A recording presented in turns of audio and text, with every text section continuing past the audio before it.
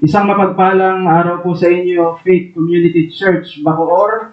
At dala ko po yung pagbati ng aming iglesia sa Quezon City, ang Cubao Reformed Baptist Church, on behalf ng aming elders, especially si Pastor Ramon Macapagal, ay dala po namin yung pagbati sa inyo ng maligayang anibersaryo bilang lokal na iglesia at ating inaalala ngayon yung 25 taon ng kabutihan sa inyo ng Panginoon. Bagamat hindi ako yung original na mensahero, subalit nawa mapagpala pa rin po tayo ng salita ng Diyos sa tanghali na ito ng ating pagtitipon.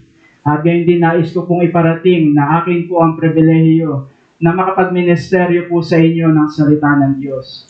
Yung ating pong paksa ay may pamagat na Facing a Task Unfinished. At ito po ay pamagat ng isang pamilyar na himno na sinulat ni Frank Houghton. Ito'y patungkol sa pagdadala ng salita ng Diyos sa sanlibutan. At alam natin na yung kaparaanan dito ay ang pangangaral ng salita ng Diyos. Kaya't naririto yung pangangaral na matapat na dapat gawin ng lokal na iglesia sapagkat ito'y tungkulin na ating tutuparin hanggang sa muling pagbabalik ng Panginoong Hesukristo. Tayo ay mawawala sa ating henerasyon. Subalit ang lokal na iglesia ay magpapatuloy.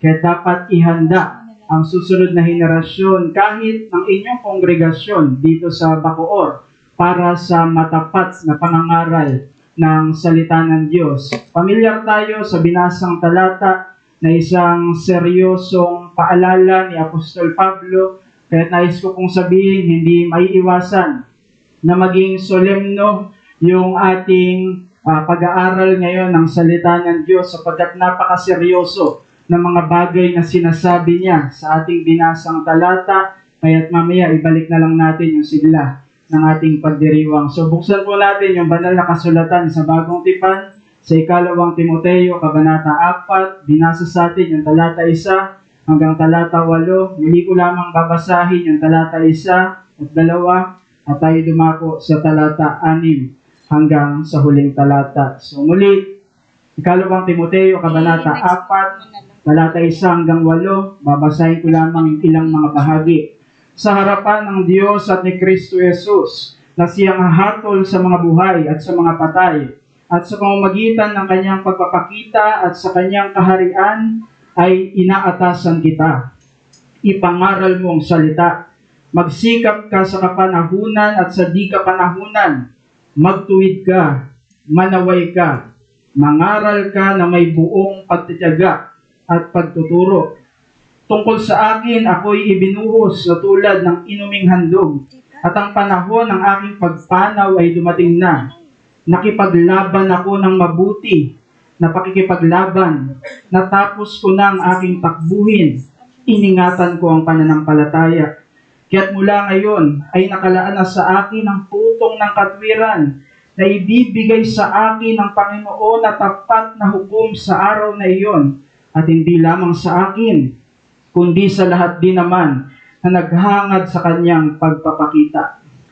Naririto sa huling kabanata, sa huling sulat ni Apostol Pablo sa Bagong Tipan, yung kanyang napakahalagang paalala sa batang ministro na si Timoteo, na kung saan dapat siyang maging matapat na lingkod ng Diyos. Napakahalaga ng paalala na ito ni Pablo sapagkat darating na siya sa huling yugto ng kanyang ministeryo. Magwawakas na yung kanyang buhay dito sa ating talata sapagkat alam natin yung tala sa Aklat ng Gawa, siya ay naaresto. At bagamat nagkaroon pa siya ng mga pagkakataong magministeryo, subalit humantong din yung kanyang buhay sa pagbitay ayon sa pamumuno ni Emperor Nero ng Roma. At sa pagwawakas ng ministeryo ni Pablo, mahalagang maalala natin, darating na rin sa wakas yung opisina ng mga apostol. Wala nang nagpapatuloy ng mga apostol after the Apostle Paul, sapagkat ang kanilang ministeryo ay tagatatag ng saligan ng lokal na iglesia sa lahat ng henerasyon na kanyang sinabi sa Efeso 2, talata 20, kaya't sapat ang salita ng Diyos kung paano tuturuan kahit ang mga nasa pampublikong ministeryo, kung paano maglingkod ng tapat, kung paano mangaral ng tapat sa salita ng Diyos. Sapat ang Biblia. Kaya hindi maaring pabayaan ng lokal na iglesia ang pagiging sentro ng salita ng Diyos sa kanilang kalagitnaan. Ito ay napakahalaga sa bawat iglesia ng Panginoon kahit ngayon at sa bawat partikular na kongregasyon na present sa selebrasyon ng ating anibersaryo sa araw na ito. At makikita natin sa salita ng Diyos, kabilang dito ang mga sinulat ng apostol at sapat muli ang kanilang itinuro. Hindi kailangan dagdagan at hindi natin dapat bawasan. Dapat maging maingat sa katotohanan ito. Dahil katulad ng kalagayan ni Timoteo sa ating talata, mayroong mga banta para maging matapat ang mga mananampalataya at ang iglesia ng Panginoon sa pangangaral ng salita ng Diyos. Si Timoteo ay nasa lugar ng Efeso at napakaraming mga maling tagapagturo doon, maraming mga Diyos-Diyosan, subalit dapat gawin ni Timoteo ang katapatan sa kabila ng maraming mga kalaban. At nagpapatuloy ang mga kalaban ng kaharian ng Diyos bago dumating ang Panginoong Hesukristo. Kaya ang kahalagahan na maging matapat sa salita ng Diyos ay patuloy na binibigyan ng diin sa atin. Dahil may mga kalaban tayo na humahadlang para sa mga bagay na ito. Matapos ipakita ni Apostol Pablo yung kasapatan ng salita ng Diyos, kahit sa pampublikong ministeryo sa mga naunang talata, sinabi ng 2 Timothy 3:16 na pamilyar na talata sa inyo, na kung akin lamang babasahin, ang lahat ng mga kasulatan ay kinasihan ng Diyos. At sa talata 17, ito ang kanyang binanggit, upang ang tao ng Diyos ay maging ganap, nasasangkapang lubos sa lahat ng mga gawang mabuti. Yung tao ng Diyos na ginamit niyang termino ay pangunahing tumutukoy sa mga nasa pampublikong ministeryo. At naroroon sapat yung salita ng Diyos na kanyang kinasihan para sa kanilang paglilingkod. At dito sa ating talata, partikular na binigyan ng aplikasyon ni Pablo para kay Timoteo ang kasapatan ng salita ng Diyos para sa kanyang paglilingkod. Ito ang pangunahing pagtuturo na kung saan nilalaman ng ating talata. Mahalaga ninyo iyang tandaan. Kung ito'y pababayaan, maapektuhan yung pag-iingat ng lokal na iglesia sa dalisay na ebanghelyo ng Panginoong Yesus. Kung ito ay pababayaan, maapektuhan ang pag-iingat ng lokal na iglesia sa mga katotohanan ng salita ng Diyos. Muli, naririto yung paalala, kailangan ng matapat na pangangaral sa iglesia. Ito ay mahalaga sa buhay ng lokal na iglesia. Pangunahin natin itong tungkulin bilang kongregasyon ng Diyos.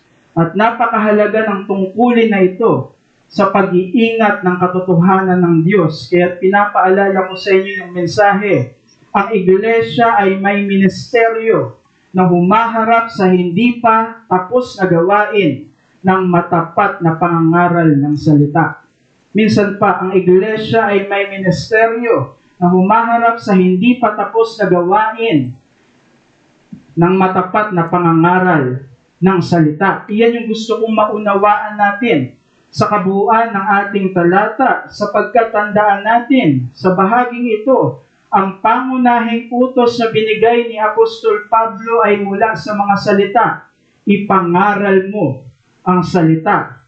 At ito'y tinindig niya kaagad sa unahan ng ating talata upang suportahan ito ng mga patuloy na detalye na kanyang ibibigay. Kaya dapat makilala ng lokal na iglesia na sentro sa kanyang buhay at mga ministeryo ang salita ng Diyos.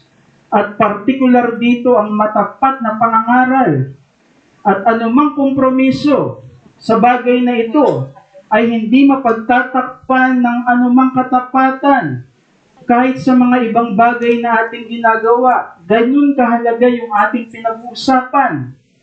Ang mensahe na hindi mula sa Biblia, ang mensahe sa iglesia na sumasalungat sa salita ng Diyos, hindi iyan mabibigyan ng lunas, ng sipag sa ibang mga bagay. Kahit pa sa ginagawang ministeryo at ginagawang paglilingkod, sentral ang matapat na pangangaral ng salita sa buhay ng iglesia ng Panginoong Hesukristo.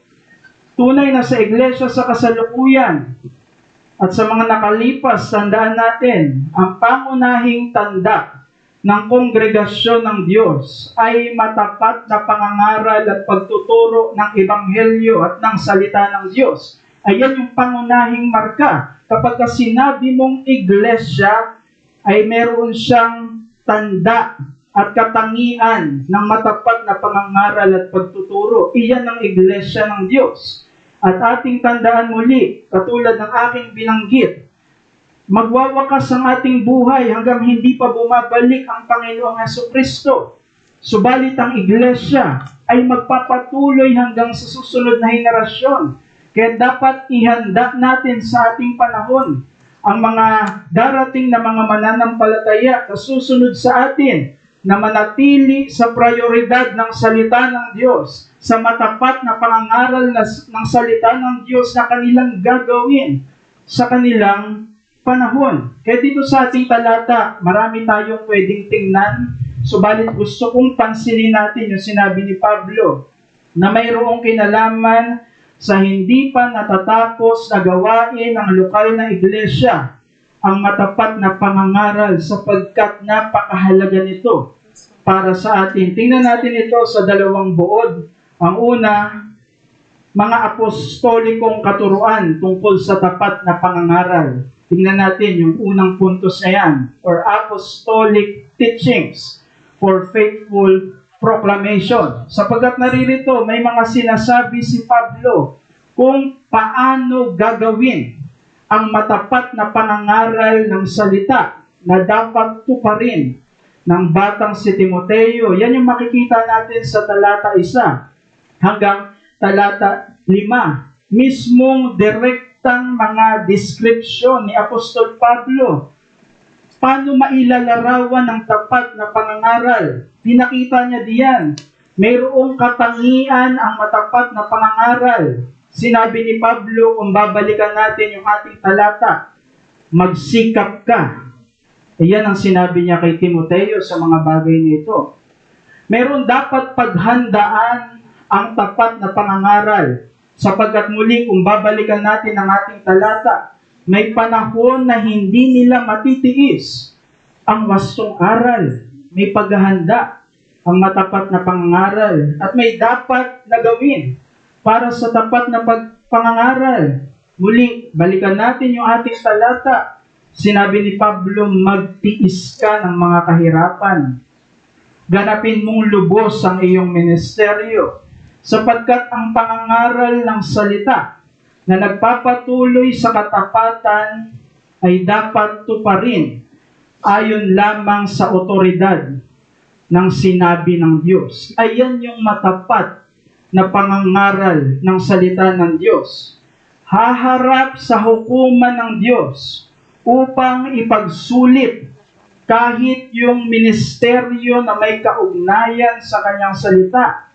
Dahil ang pangangaral nito ay hindi ginagawa sa pag-iimbento ng ating mensahe, sa sariling kaisipan na nais nating ituro sa mga tao at ating kongregasyon. Hindi gayon ang pangangaral, sapagkat dapat maging tapat. Dahil si Jesus, na ating tagapagligtas, at sana maging tagapagligtas din siya ng mga bata at kabataan sa umagang ito, sapagkat tayo ay mga makasalanan at walang ibang paraan sa silong ng langit na sukat natin ikaligtas, kundi sa pangalan lamang ng Panginoong Yesus at ikaw ay sumampalataya. Subalit ang tagapagligtas na Jesus ay Panginoon. Siya ang tumatawag na mga mangangaral kahit sa ating panahon. At ang mga sinasabi ng mga mensaherong ito ay ipinagkaloob din niya. Magkakaroon ng kaganapan yung paghahari ni Jesucristo sa harap ng lahat ng sangkatauhan at sangnilikha sa muli niyang pagbabalik. At kabilang dito yung pagsusulit sa uri ng pangangaral na ginawa ng mga mensahero ng Diyos. Mahalaga yan sa ating talata. Kaya dapat maging matapat tayo sa ating mensahe. Ginagawa ang ministeryo na may kamalayan na ipagsusulit natin yung ating paglilingkod sa ating Panginoong Hesukristo. Pamilyar tayo sa mga sinabi ni Apostol Santiago sa Kabanata 3 ng kanyang sulat, mga kapatid ko, huwag maging guro ang marami sa inyo. Yamang nalalaman nating hahatulan tayo ng mas mahigpit. Kaya dapat matapat ang pangangaral. Hindi maaari na ang mensahero ay baguhin ang mensahe ng kaligtasan para sa mga makasalanan. Hindi maaari na ang mensahero ay ibahin ang kanyang pagtuturo kaugnay sa pag-unlad sa pananampalataya ng mga banal. Kaya dapat maging matapat sa ating pangangaral ng salita. Kaya kahit may pagkakataon na laban ang ating pakiramdam, laban yung ating sitwasyon, dapat manatili ang mensahero ng Diyos sa katapatan na magpahayag ng salita ng Diyos. Kailangan ng katapatan kahit sa katotohanan ito. Subalit isa pang bagay na matatagpuan din natin sa ating talata, mayroong mga hindi tatanggap ng mensahe na ang tanging kaaliwan para pagpatuloy tayo sa katapatan ay totoo ang ating mga sinabi sa kanila mula sa salita ng Diyos. Tapat tayo sa katotohanan, anuman yung kanilang ginawang pagtugon. Dapat magpatuloy sa katapatan sa pangangaral kahit may oposisyon, kahit ipagpalit ng mga tagapakinig yung mensahe, at gayon din mas tangkilikin nila yung mga makasalanang bagay sa sanlibutan. Dapat manatiling tapat sa pangangaral. At mas marami ang gumagawa ng mga babala na aking sinabi sa ating panahon. Mga taong laban sa katotohanan ng Diyos. Mga taong laban sa mga mensahero ng Diyos. Mga taong mas iniibig ang mga bagay ng sanlibutan kaysa sa Diyos at mga espiritual na bagay. Subalit muli, ang mga mensahero at ang iglesia ng Panginoong Hesukristo dapat manatili sa tapat na pangangaral. At ang katangian ng pagiging tapat sa tungkulin na ating pinag-uusapan, hindi lamang ginagawa sa simula, hindi lamang pinapanatili sa kalagitnaan, dapat ginagawa iyan hanggang sa wakas. Haharap man tayo sa tukso, napiliin ang mas tahimik na buhay at mga tukso ng kompromiso sa sanlibutan. Mas mahalagang piliin na dapat maging matapat sa mensahe. Talikuran man tayo ng iba o kaunti man yung maging bunga na nasasaksihan natin, dapat manatili na mangaral ng may katapatan sapagkat iyan ay dapat gawin hanggang sa wakas.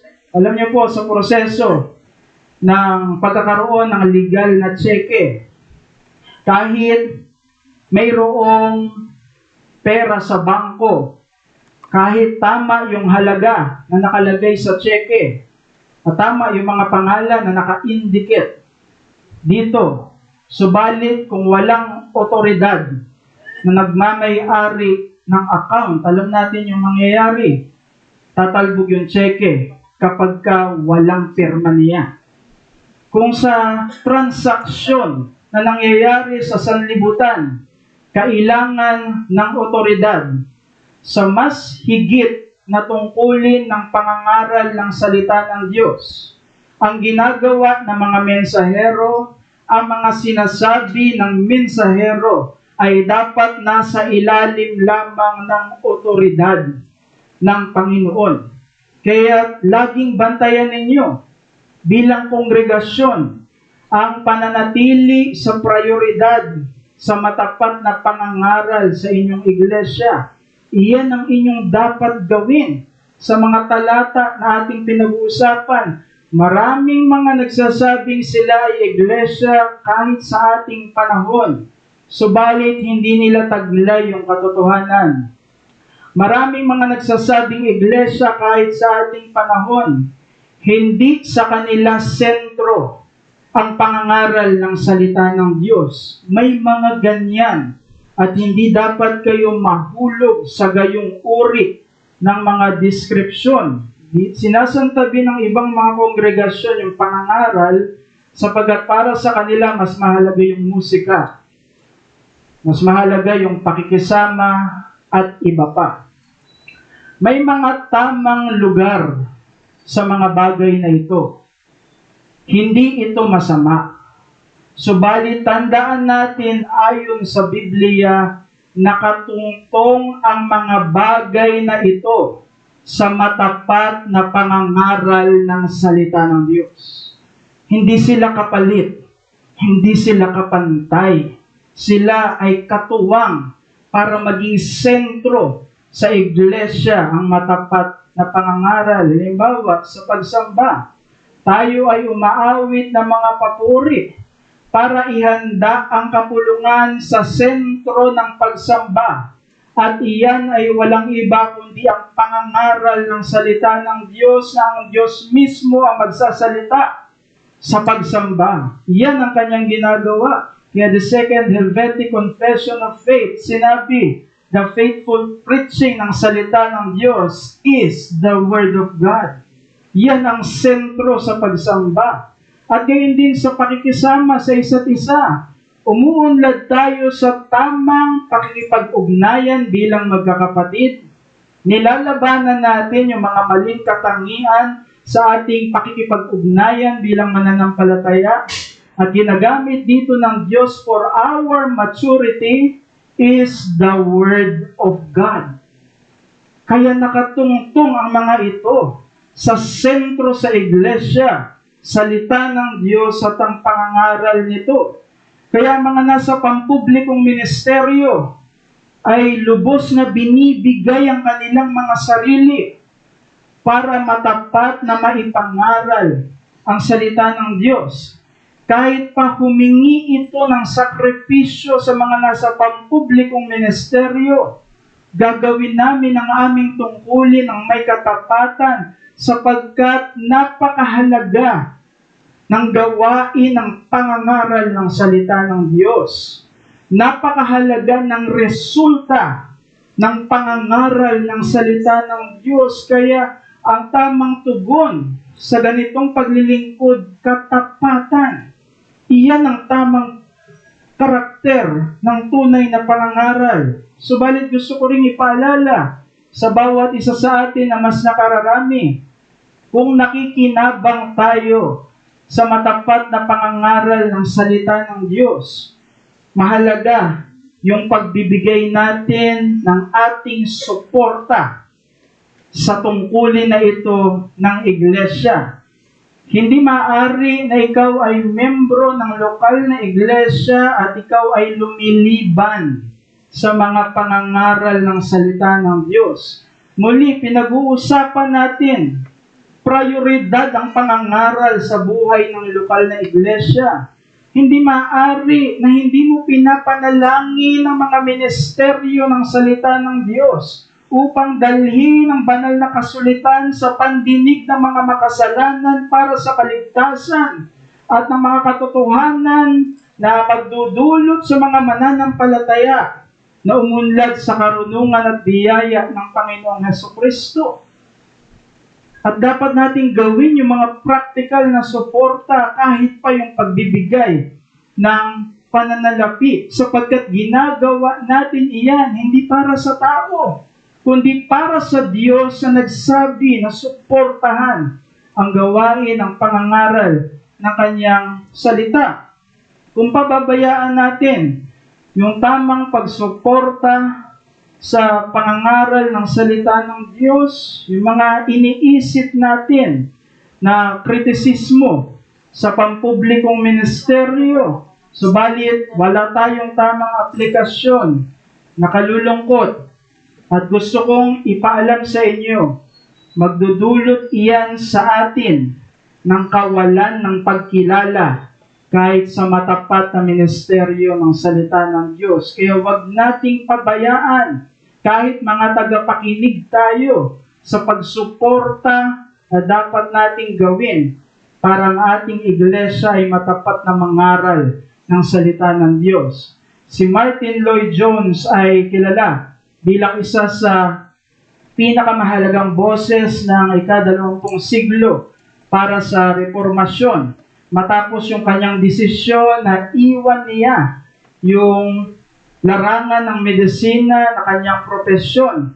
At gusto kong sabihin din sa inyo, bago siya maging popular at maging ministro ng dakilang Westminster Chapel, siya muna ay naging ministro ng isang maliit na iglesia sa Sunfield na bayan ng Aberabon sa South Wales. Nung bago siya dumating sa iglesyang ito, nahulog ang kongregasyon sa mga maling kaparaanan para hikayatin yung mga tao sa kanilang iglesia. Sila ay gumagawa ng mga entertainment para hikayatin ang mga makasalanan at panatilihin sila na dumadalo sa kanilang pagtitipon. Naging sentro sa iglesyang ito ang emosyon at sentimentalism. Ganyan yung kanilang prinsipyo, ganun yung kanilang mensahe. Subalit dahil sa conviction ng bagong ministro na dumating sa kanila, ay inalis yung mga maling kaparaanan at binalikan ni Martin Lloyd-Jones ang katotohanan sa iglesia na pinaalala sa kanila, maging seryoso sa matapat na pangangaral ng salita ng Diyos. Gusto kong basahin yung isang tala mula sa Eyewitness ng resulta ng faithful preaching ni Martin Lloyd-Jones dito sa Sunfield. Ito'y mula kay Thomas Rees. You can research this person. At pinakita niya yung resulta kapag ang iglesia ay matapat sa sentral na tungkulin nito na nasaksihan niya kay Martin Lloyd-Jones. Ito ang kanyang isinulat. Isang oras bago magsimula ang pagsamba, ay halos puno na ang simbahan. Minsan wala nang bakanting upuan. Ang mga pagtitipon tuwing Lunes at Miyerkules ay kailangan pang ilipat sa loob ng simbahan dahil sa dami ng mga dumadalo. Kahit ang mga manggagawa ay hindi na nagbibihis ng uniforme at ipinagpapaliban pa kahit ang pagkain dahil mas pinipiling makadalo ng maaga para makinig ng salita ng Diyos. Kaya sentro sa lokal na iglesia ang pangangaral ng salita ng Diyos. Hindi dapat ito mawala. Hindi dapat ito maisantabi. Dapat bantayan ng mga nasa ministeryo at ng mga miyembro ng bawat lokal na iglesia ang mahalagang tungkulin na ito na hindi pa nagwawakas sa ating panahon.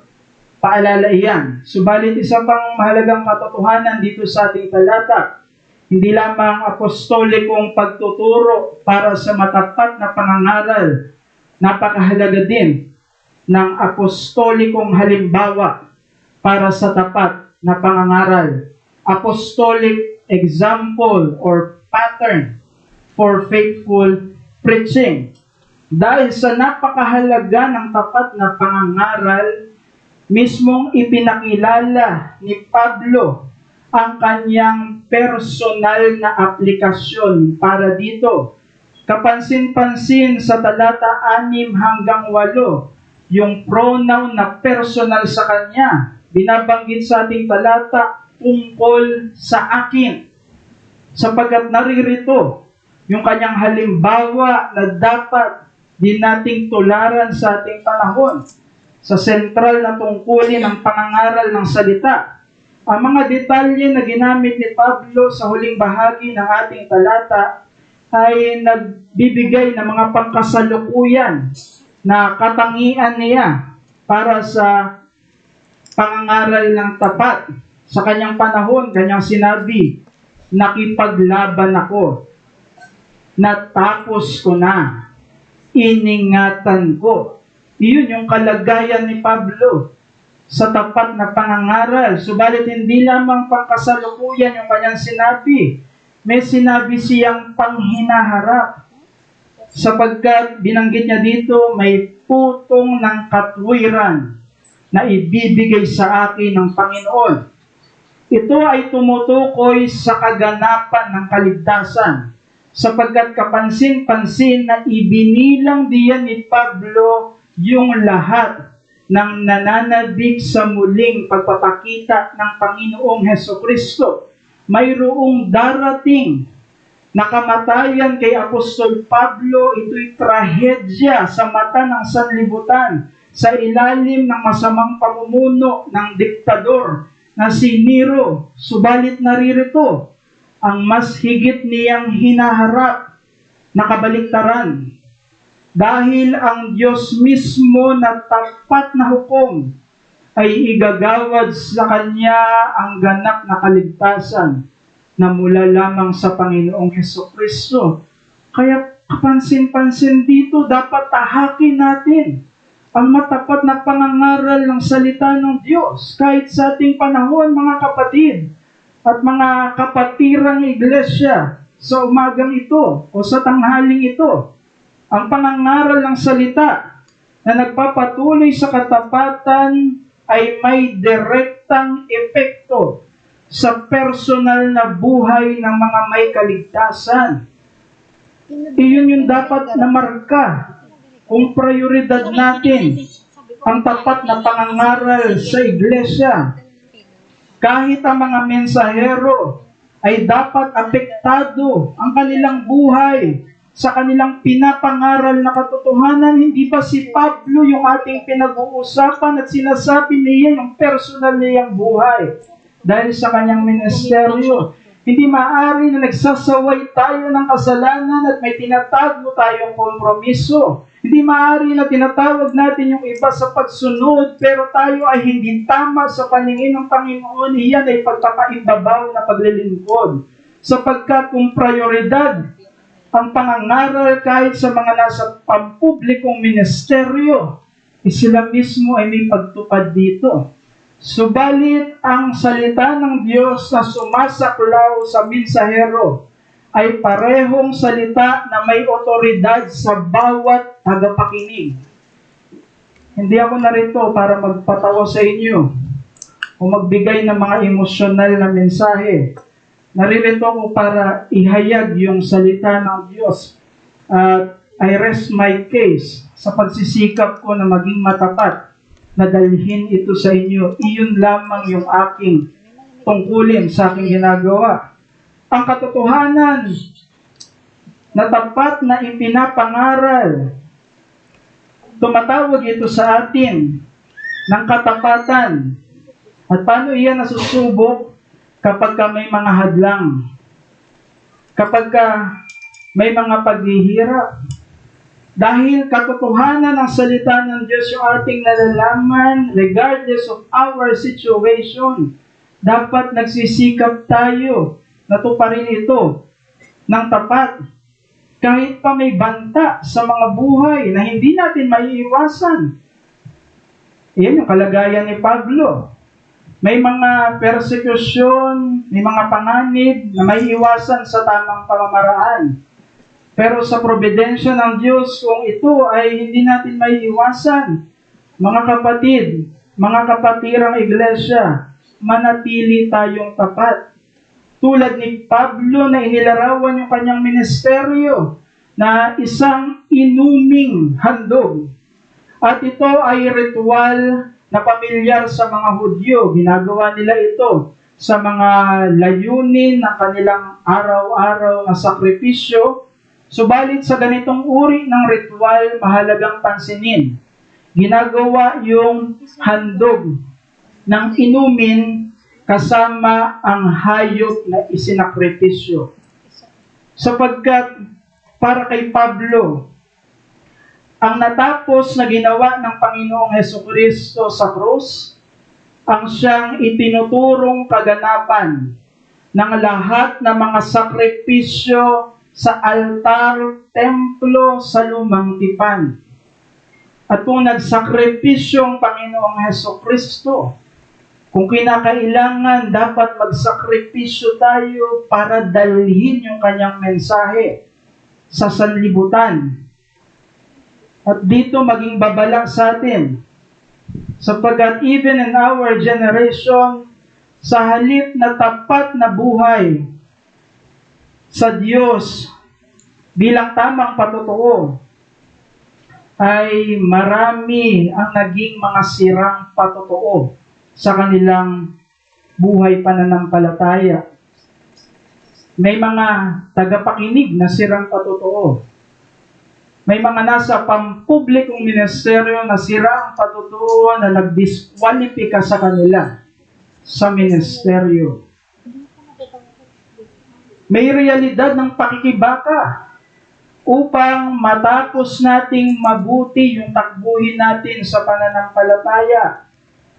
Kaya gumamit si Pablo diyan ng mga larawan ng pakikipaglaban, larawan ng pagtakbo hanggang wakas, upang makita natin yung disiplina, makita natin yung pagsisikap, kahit may mga paghihirap at pagsubok, para maging matapat sa Panginoon. Hindi natin dapat ito ikompromiso, sapagkat ang ating buhay ay dapat tumutupad sa mensahe ng Diyos kahit sa pangangaral nito. Mayroon man tayong pagtitiis na dapat gawin, meron man tayong sakripisyo na dapat tuparin. Dapat gawin natin iyan. At ito ay dahil sa katotohanan mayroong darating na kaluwalhatian para sa atin. Anumang hirap natin sa kasalukuyan, hindi niyan matutumbasan ang kaluwalhatian sa piling ng Diyos magpakailanman. Doon walang paghihirap, walang kasalanan, walang kasakitan, walang kamatayan, at ang kagalakan natin sa Diyos na mukhaan natin kasama ang Panginoong Hesukristo ay hindi matatapos magpakailanman.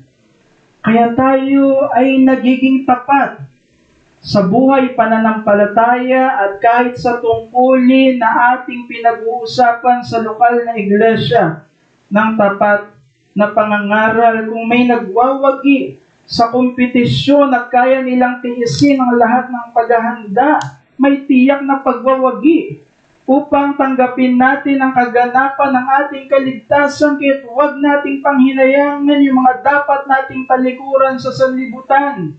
Huwag nating panghinayangan yung mga sakripisyo na dapat nating gawin sa Diyos na minamahal natin at nagkaloob ng biyaya na ang aking tinig ay hindi kayang ilarawan ng sapat sa inyo. Ang mga mananampalataya ng tunay na naghahangad na makita si Kristo ng mukhaan ay nakikibahagi sa tamang testimonya ng buhay na sumusunod sa tapat na ministeryo ng salita ng Diyos. Sapagkat mayroong maling halimbawa sa darating na mga talata ng ating kabanata na roon si Dimas na umiibig sa sanlibutan. Sa ating modernong teknolohiya, may mga devices at appliances na kinokontrol sa magitan ng voice command. At kapag hindi iyan nangyari, tiyak depektibo yung kagamitan.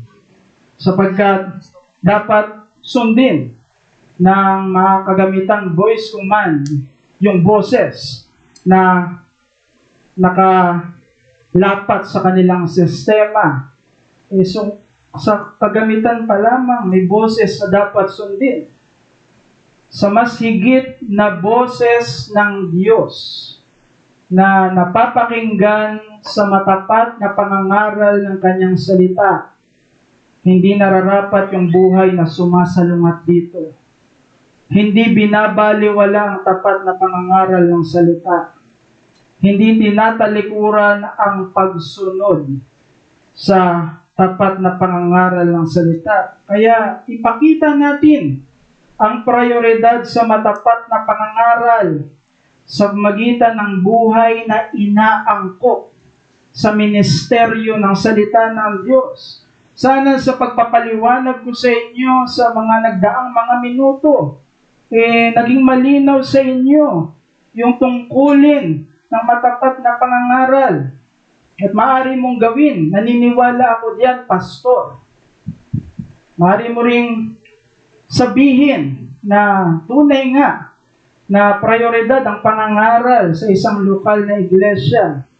Pero mahalaga na kahit ang buhay mo ay nasasaksihan na prioridad ang pangangaral, paano mo ito gagawin?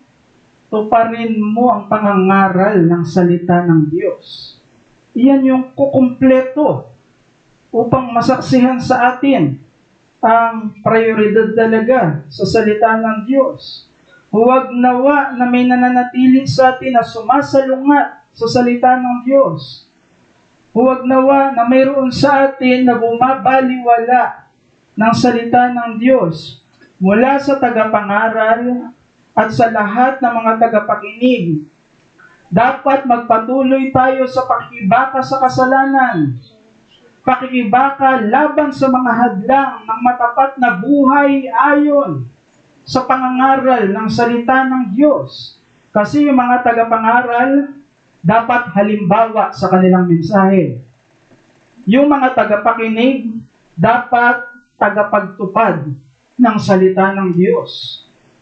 Maging babala sa atin yung nakalulungkot na pagkakamali na marahil mayroon tayong mga tao na kayang isipin na kahit sila ay nasa kalagayan ng biyaya ng kaligtasan, ay hindi nila masasabi sa wakas na ang kanilang buhay ay lumaban at tinapos ng mabuti ang kanilang buhay pananampalataya. Nangyayari ang mga sirang patotoo. At maging babala ito sa atin. Huwag mong pabayaan kahit maliit na kompromiso. Huwag mong pabayaan ang pandaraya ng kasalanan sa iyong buhay na humahad lang sa iyo para tuparin ang salita ng Diyos. Mayroon ba akong mga kinakausap sa inyo? Maging paalalang prioridad ng iyong buhay sa pangangaral ng salita. Huwag mong panghinayangan yung disiplina para tuparin yung salita ng Diyos. Huwag mong panghinayangan yung sakripisyo para isagawa mo yung sinasabi ng kanyang salita. Kung ito yung kinakailangan para sa takbuhin ng ating pananampalataya na sa magiging wakas kaya nating sabihin, lumaban ako ng mabuti. Tinapos ko ng mabuti ang aking buhay pananampalataya. Gawin mo iyan, kapatid. Gawin mo iyan, mga kapatirang iglesia, sapagkat tiyak yung panahon na darating. Mukhaan mong makikita si Jesucristo. Yung mga matamis na pangako ng kaligtasan na ating pinag-uusapan sa walang hanggan, kanyang gagawin. Meron tayong buhay na pag-asa in this life para maging matapat yung bawat isa sa atin sa pagtupad ng pangangaral ng salita ng Diyos. Ito ko magbabakas, mga kapatid. Ang reformer na si John Calvin ay kilala ng marami sa atin. Ginamit yung kanyang ministeryo para dalhin yung kanyang panahon at mga susunod na henerasyon ng Kristyanismo sa tapat na katotohanan ng salita ng Diyos. Walang duda, tinatanggap ng marami na si John Calvin ay mahusay na teologo. Subalit gusto ko ring makita natin na ang kanyang ministeryo ay larawan, halimbawa ng matapat na pangangaral ng salita. Ganyan din si John Calvin. At isa sa mga katunayan na maaari kong ibigay sa inyo ay yung tinataglay niya na nararapat na katangian sa kanyang mensahe at sa mga aplikasyon niya sa pangangaral nito na nakatutok sa pinakamahalagang tako sa kongregasyon. May ganyang katangian si John Calvin sa tuwing siya ay nangangaral. Napakahigpit niya sa taong ito. Hindi niya hinahayaan na yung taong ito ay makatakas sa mapanuring pagsisiyasat ng katotohanan ng Diyos. Ang taong ito ay laging naroroon sa kanyang pangangaral. Hindi lumiliban ang tagapakinig na ito sa kanyang pangangaral. At ipinagtapat ni John Calvin na ang taong ito ay ang kanyang sarili. Kasi hindi ginagamit yung pulpito para magpatama ng iba. Kaya kay Calvin, sarili niya yung pinupunterya niya. Dahil dapat maging halimbawa siya sa katotohanan na kanyang sinasabi. Mula mismo sa labi ni John Calvin, kanyang ipinahayag, ako ay kailangan maging una sa pagsunod sa salita. At nais kong ipahayag na hindi lamang ako nagpapataw ng kautusan sa iba, kundi ang pagpapasailalim na ito ay para sa lahat. At ako ang dapat na pasimulan nito. May prioridad sa pananatili sa tapat na pangangaral. At tinatawag nito ang kabuuan ng iglesia mula sa mga nasa ministeryo at sa lahat ng miyembro. Tuparin mo ang matapat na pangangaral ng salita. Nagpapatuloy ang gawain na ito sa ating panahon hanggang hindi bumabalik ang Panginoong Hesukristo. Kaya't ang mga iglesia sa kasalukuyan ay dapat taglayin ang mga katotohanan ito at ihanda ang susunod na henerasyon na gawing prioridad ang matapat na ministeryo at maging halimbawa ang kanilang buhay sa matapat na pangangaral nito. Magmula ang kanilang buhay sa mga sinasabi ng mga nasa ministeryo ng salita ng Diyos sa matapat na inihahatid dito. Subalit sa ating mga bisita, sa ating mga kaibigan sa umagang ito, sa tanghaling ito na wala kay Hesukristo, may pangunahing mensahe na pinapangaral ang lokal na iglesia.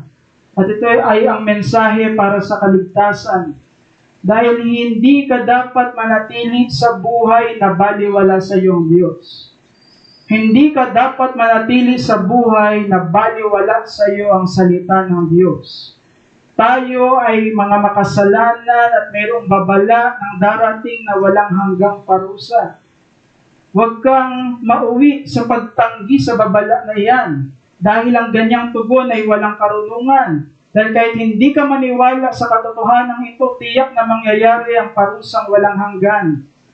Subalit mayroong babala ang Biblia laban sa kasalanan kasi pinapakilala ng parehong salita ng Diyos ang tanging tagapagligtas. Huwag kang manangan sa iyong sariling paraan, sa iyong sariling kaisipan, sa paglunas mo sa iyong kasalanan. Huwag kang magpadaya sa mga maling paniniwala ng sanlibutan na magdadala sa iyo sa kapahamakang walang hanggan. Mayroong tanging tagapagligtas.